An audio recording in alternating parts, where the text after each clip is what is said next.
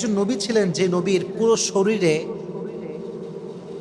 পোকা ধরে গিয়েছিল, পুরো শরীরটা পোকা খেয়ে শেষ করতে যাচ্ছিল। নবীর নামটা কি ছিল? আইয়ুব আলাইহিস সালাতু ওয়াস সালাম। দীর্ঘ 12 বছর পোকা তার শরীরে ভর করেছিল।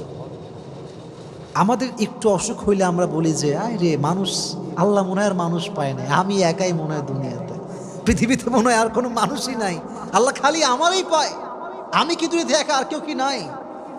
12 বছর সহ্য করেছে।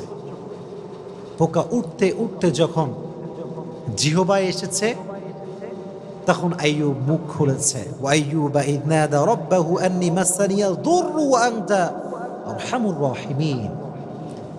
দোয়া করার একটা সিস্টেম আছে। আমি জুমার লেকচারে বলেছিলাম দোয়ার একটা কোয়ালিটি আছে, চাওয়ার মাঝে একটা গুণ আছে।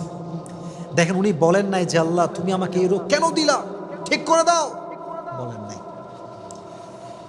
আন্নী মাসানিয়াদ দুররু ওয়া আনতা আরহামুর রাহিমিন, আল্লাহ আমি তো বিপদে আছি, তুমি তো রহমান।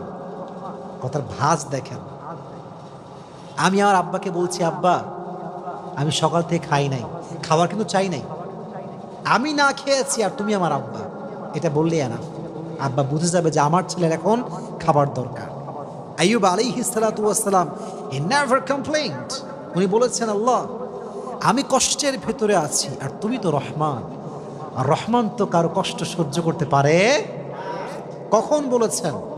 যখন এই পোকা উঠতে উঠতে তার জিহবায় চলে এসেছে। আল্লাহকে বলছে আল্লাহ পুরো শরীরটা আমার খেয়ে ফেলুক, কিন্তু যে জিহবা দিয়ে আমি তোমার জিকির করি সেটা যদি পোকা নষ্ট করে ফেলে আমি তো তোমাকে আর ডাকতে পারবো না, তুমি আমাকে রহম করো, তুমি আমাকে রহম করো।